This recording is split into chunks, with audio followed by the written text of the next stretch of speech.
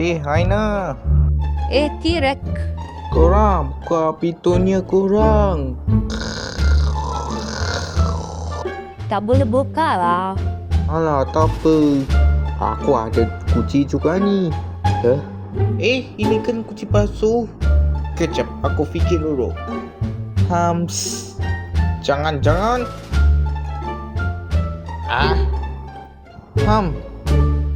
Kau ambil kunci asli tu kan? Ya, kenapa nak rapas kunci asli tu? Jangan harap. Ya. Berani nak tumpah aku? Sini kau. Ana, pergi. Tak pergi macam mana?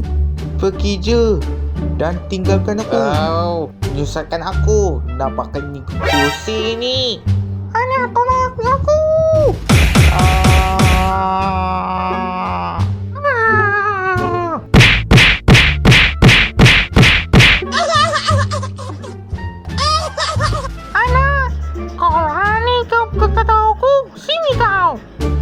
Boleh tak ganti orang?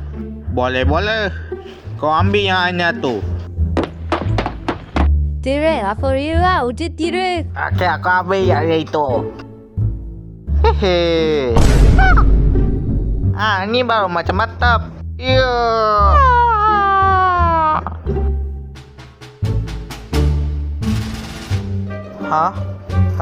Selamat pagi semuanya.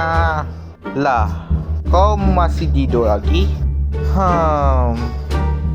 Apa tu? Dahlah, makanlah. Nyum.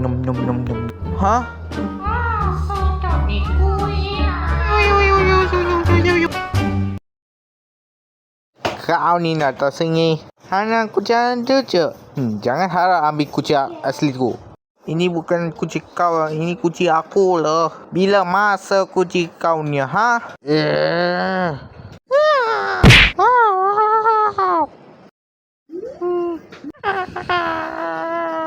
Hehehe.